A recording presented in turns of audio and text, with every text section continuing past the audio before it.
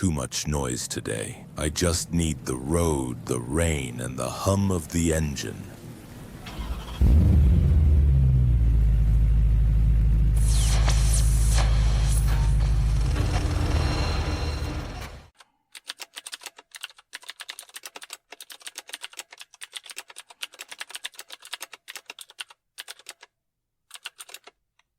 Have you ever felt like there's a part of you don't really understand? Like, you're not sure who you really are anymore? I've been there too. Let me share something with you. Maybe it'll help you see things a little clearer. There was this moment when I just sat down and stared at the wall. Not out of boredom. It was more like a quiet collapse. Everything around me was functioning, work, conversations, daily life, but something inside felt hollow, like I was walking around on autopilot. And for the first time, I realized I'd spent most of my life looking outside myself for answers I could only find within. It's strange how often we're told to look elsewhere. Advice columns, gurus, books, partners. We chase solutions like they're hidden treasures just beyond the next corner. I used to think that if I could just fix everything around me, then maybe the storm inside would calm. But it never did. No matter how many to-do lists I checked off, how many people I try to please, or how much I performed the role of someone doing okay, something still felt deeply off. There's this whole universe inside each of us, not in some poetic way, but literally. Thoughts, dreams, fears, wounds, unspoken needs. It's massive, and yet we spend so little time there. We operate on the surface, reacting, adapting, surviving, while the deeper parts of us go ignored. I don't think we do it on purpose. We're just not taught how to be with ourselves. We're taught to achieve, to move on, to be strong, but not how to listen. Looking back, I think I spent years outsourcing my worth. I needed others to tell me who I was, that I was enough, that I was doing life right. I thought healing would come from outside, that someone would come along and say the magic words that would finally make me feel whole. But no one ever did because no one could. And I carried around this quiet resentment, this ache that I didn't understand at the time. It felt like everyone else had the map to life, except me. But here's the truth I stumbled into slowly and painfully. No one has the map. We all just carry fragments. And the only full picture is the one you build from within. I didn't want to hear that at first. It sounded lonely, even a little cruel. I wanted rescue. I wanted someone to pull me out of the mess. But eventually, I saw that the only way out was in. That realization didn't come from reading a book or having a breakthrough therapy session. It came in silence. It came in that moment I mentioned earlier, sitting with the wall, overwhelmed and tired of trying to be okay. I remember feeling this quiet voice rise up inside me, like a whisper from somewhere deep. You're not broken. You're just disconnected. And it hit me so hard I cried. Disconnected. That was the word. I've been so busy trying to be what the world needed, I never asked what I needed. I was present for everyone else's emotions, but numb to my own.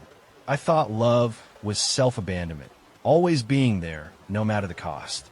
I thought strength meant not feeling. I thought value came from performance. But none of that was true. None of it. And what's wild is the moment I started turning inward, really paying attention, I began to notice things I'd ignored for years. Little instincts.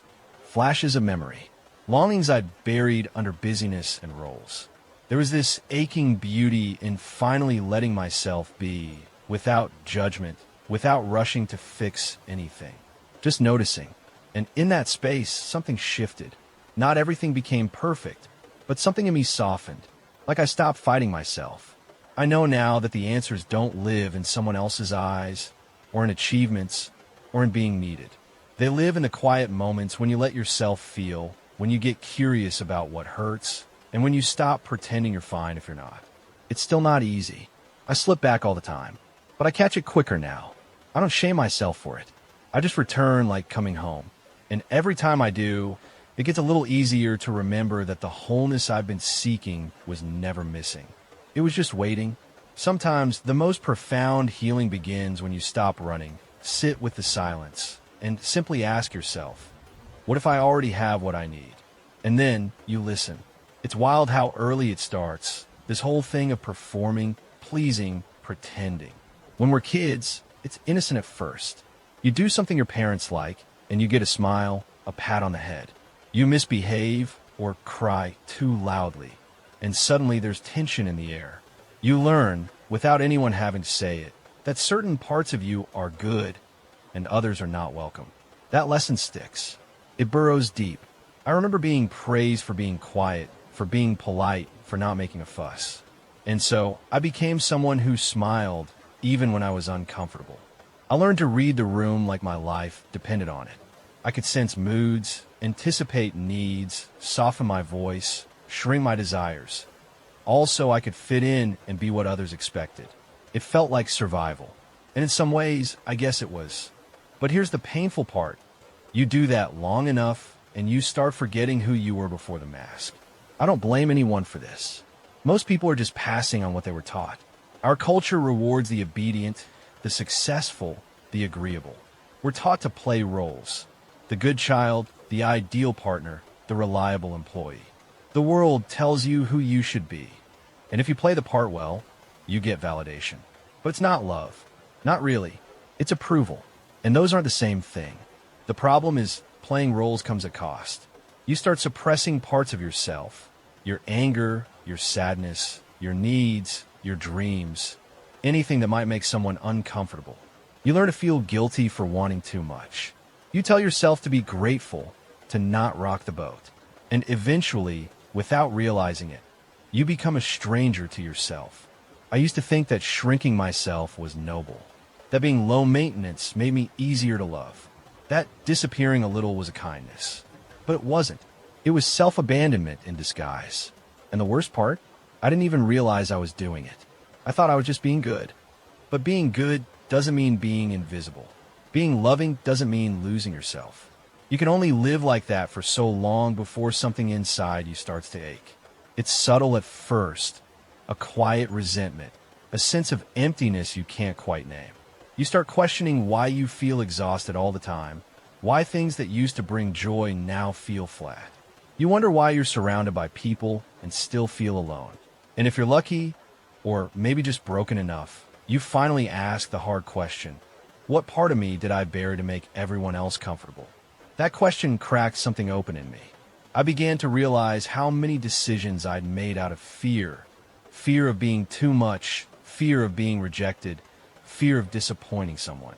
I traced it all the way back to moments when I was shamed for being emotional or silenced for speaking up. Little cuts that taught me it was safer to hide. But hiding has a price. You don't just lose your pain, you lose your aliveness, your spark, your authenticity. And here's the kicker. People fall in love with the version of you that isn't even real. They love the mask. They admire your composure, your kindness, your strength, all the while having no idea how much you're holding back. It's lonely, it's exhausting, and it's unsustainable. Eventually, something inside you breaks, not in a destructive way, but in a liberating one. You just get tired of the performance. You want to scream, to cry, to laugh too loud, to rest without guilt, to say what you really think. You want to be real.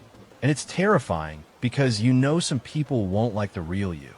But you also know that continuing to play pretend is killing you slowly. So you start one step at a time.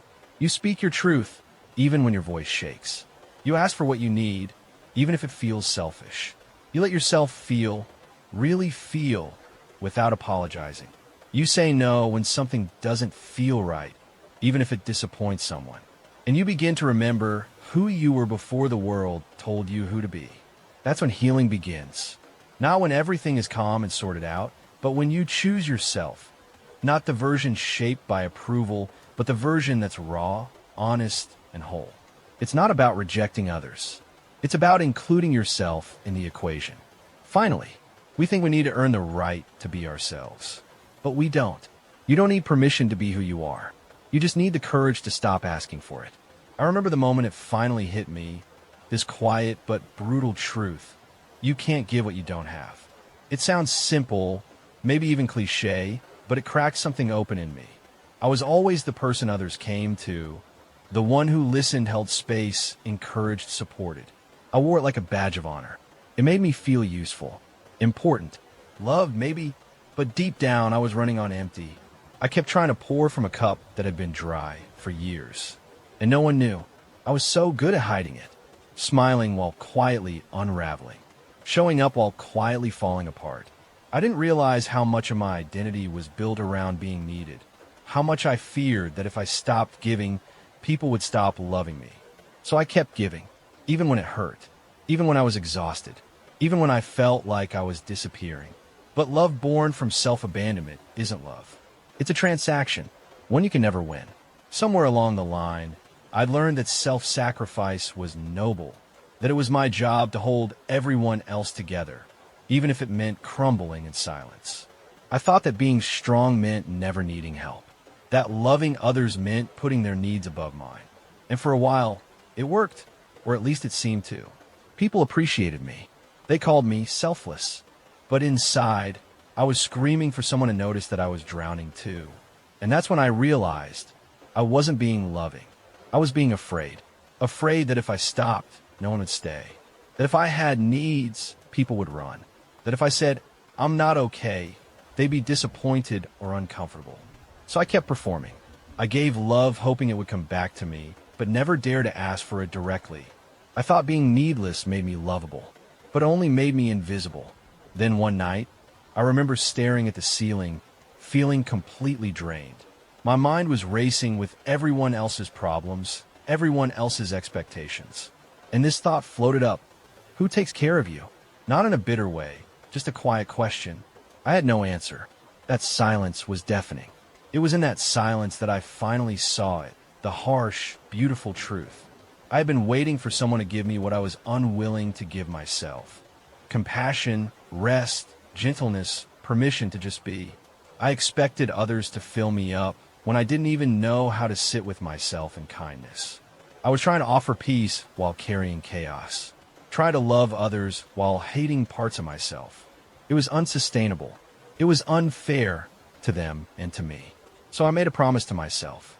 Not a dramatic vow, just a quiet, steady decision. I will not abandon myself again. And at first, it felt selfish. It felt wrong to put myself first, to cancel plans when I needed rest, to say no without a long explanation, to ask for what I wanted, to prioritize joy. But I kept reminding myself, it's not selfish to fill your own cup. It's necessary. It's sane. It's human. We live in a world that praises burnout, that glorifies being always there for everyone. But what we rarely talk about is the deep, soul-level burnout of constantly betraying yourself for the sake of being liked. We wear our exhaustion like medals of honor, but no one gives you a medal for emotional bankruptcy. No one notices until you fall apart. I had to relearn what love actually means. And here's what I found. Real love includes you. It honors your limits. It respects your needs. It doesn't require you to disappear in order to be accepted. And most of all, it starts with you, not because self-love is trendy, but because it's foundational. You can't offer wholeness from a fractured place. You can't guide others to light while refusing to face your own darkness. And once I started practicing that, imperfectly, of course, everything began to shift. My relationships changed. My energy changed. My ability to actually be present, not just perform presence, deepened. And slowly, I began to see that the love I had tried so hard to earn, I was already worthy of. I always had been. So now, when I feel myself slipping back into old habits, overgiving, overfunctioning, overcompensating, I pause. I breathe. And I ask, what do I need right now? Sometimes it's rest. Sometimes it's silence. Sometimes it's permission to not be strong. Whatever it is, I try to give it to myself first. Not because I don't care about others, but because I finally care enough to stop abandoning me.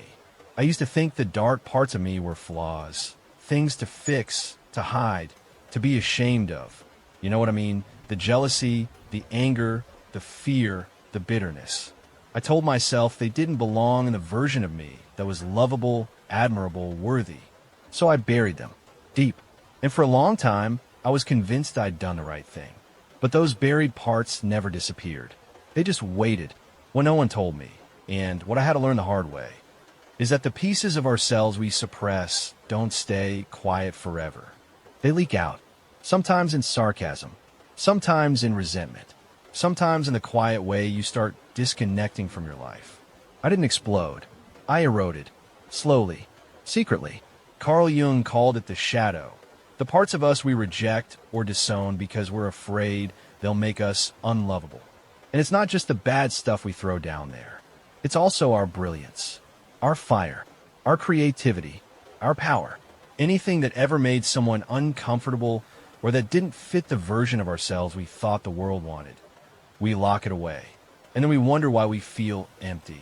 I remember one night, scrolling on my phone in the dark, feeling this weird mix of rage and sadness. I was angry at someone close to me, not because they did anything terrible, but because they crossed a boundary I never actually communicated. I wanted to say something, but I didn't. I just stayed silent like always. And later, I judged myself for being passive, for feeling too much, for not speaking up, the whole loop. And that's when it hit me. The anger wasn't the problem. The silence was. I had demonized my anger for so long that I forgot it had something to say. It was trying to protect me. It was trying to wake me up to something I wasn't honoring. And that's true for most of our unacceptable emotions. They're messengers, not enemies. But we've been taught to treat them like threats, to numb them, deny them, spiritualize them away. So I started getting curious. I began writing letters to the parts of me I used to hate, to the jealous me, the tired me, the insecure me, the angry, petty, awkward, grieving me. I didn't try to fix them. I just let them speak. And I listened. It was awkward at first, emotional, but something strange happened. I felt more whole. Like these voices weren't monsters. They were just me. Parts of me I'd left behind. And you know what's even stranger? The more I accepted them, the less power they had over me. See, what you reject in yourself doesn't disappear. It waits in the dark.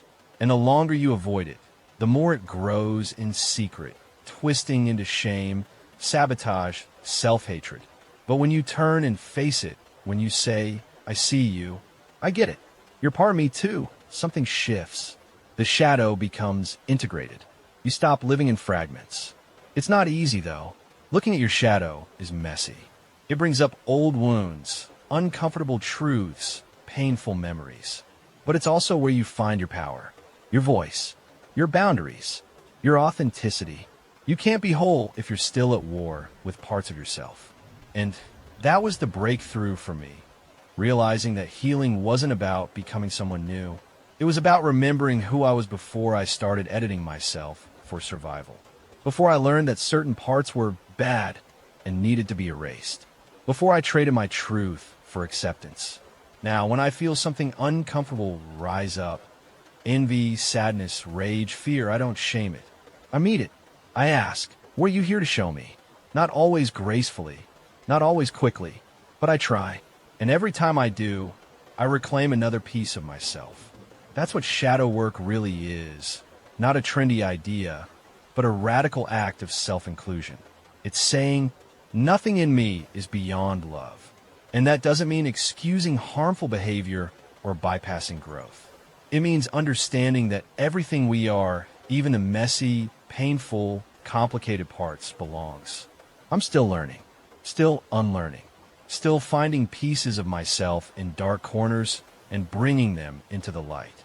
But every time I do, I feel more real, more grounded, more alive.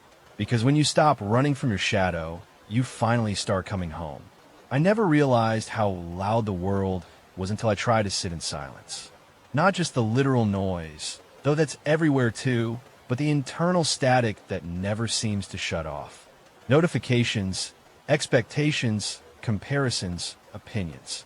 It's like we're constantly being pulled away from ourselves, nudged toward becoming someone else. And the scariest part? We get so used to it that we don't even notice how far we've drifted. When I first tried to slow down, to really slow down, I didn't find peace. I found anxiety, restlessness, this weird pressure to get back to doing. Sitting with myself felt like stepping into a void, and that void terrified me. Because in that space, there were no distractions, no roles to perform, no one to impress, just me. And I didn't know who that was anymore. I think a lot of us fear silence because it exposes what we've been avoiding. The grief we never processed, the questions we never answered, the needs we silenced. We fill every moment to avoid having to meet ourselves, scrolling, planning, fixing, chasing. We call it productivity, but sometimes it's just a sophisticated way of running. That's what I was doing, running from a stillness, from the truth, from the parts of me that weren't shiny or impressive. I told myself I was just busy, but deep down I was scared that if I stopped, the emptiness would swallow me. But here's the thing I've come to believe. That emptiness isn't a threat. It's sacred. It's not a sign that something's missing. It's a clearing, a space where something real can finally emerge. But it's not immediate. You don't sit in silence for 5 minutes and suddenly feel enlightened. At first, it's uncomfortable, agitating, even painful. But if you stay, really stay, something begins to soften. For me, it started with small things. Turning off the background noise, putting down the phone, taking walks without music, sitting on the floor of my room and just breathing. No goal, no outcome, just presence. And it was there, in that quiet space, that I began to hear the voice beneath all the noise. Not a literal voice, more like a feeling, a remembering. It wasn't loud. It wasn't dramatic. It was gentle, patient, familiar. And slowly, I started to feel things I hadn't felt in a long time. Not dramatic emotions, just subtle truths. Like the realization that I was allowed to slow down. That I didn't need to earn rest.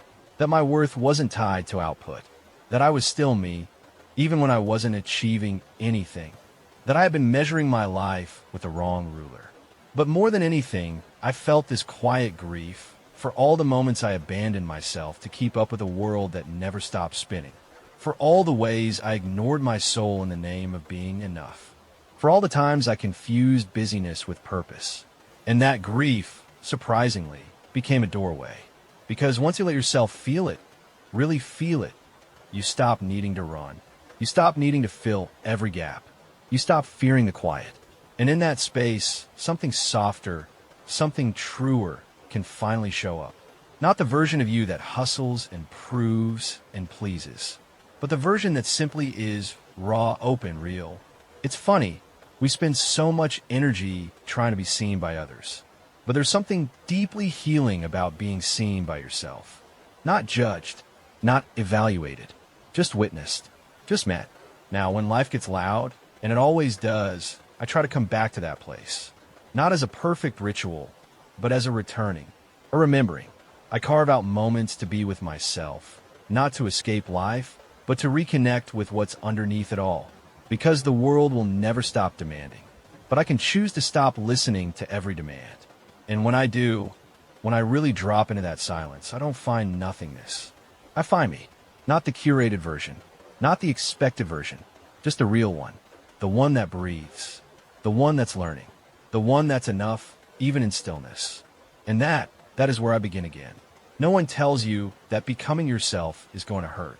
They sell you the idea of self-discovery like it's a feel-good, Instagram-worthy journey. But the truth? It's raw. It's disorienting. And sometimes it's downright brutal. Because before you find who you really are, you have to face who you thought you were and let it fall apart. For a while, I resisted that part. I wanted the healing without the discomfort, the growth without the grief. I wanted to keep the mask on and still feel free. But that's not how it works. Becoming whole isn't about adding more to yourself, more knowledge, more affirmations, more positivity. It's about peeling back, layer by layer, until what's left is true. Carl Jung called it individuation, the process of becoming the person you were always meant to be, beneath the conditioning, the roles, the trauma. It's not a linear path. It's not even a straight line. It's more like a spiral. You keep coming back to the same places, the same wounds, but each time with more awareness, more capacity, more compassion. And God, it's humbling. You think you've healed something, and then a situation pops up that presses on the same old bruise. You thought you were past it, past the fear, past the shame, past the people-pleasing. But there is again, the urge to shrink, the impulse to explain yourself, the reflex to abandon your truth for peace. And for a second, you feel like you failed. But you haven't. You're just deeper now. That's what I remind myself. This isn't regression. This is returning with new eyes, with a little more courage, a little more softness. And slowly, you begin to notice the old patterns are still there, but you don't act on them as quickly. You pause, you breathe, you choose differently. Not always, but enough. And that's the work. Not perfection, presence. Not constant victory, conscious effort. For me, individuation has meant letting go of so many identities I once clung to: the reliable one, the strong one, the one who always has it together. And grieving those identities felt like death. I didn't know who I was without them, but the space they left behind, it made room for something real. I started asking new questions. Not how can I fix myself, but what part of me have I been ignoring? Not why am I like this, but what did I need back then that I never got? And those questions didn't offer neat answers, but they offered something better: depth, connection, self-trust. There were days I felt like I was falling apart, like everything I thought I knew about myself was being stripped away. And in a way it was. But what I discovered underneath, the softness, the stillness, the strength that doesn't come from control, that was the gold. That was me. I think the hardest part of all this is how lonely it can feel.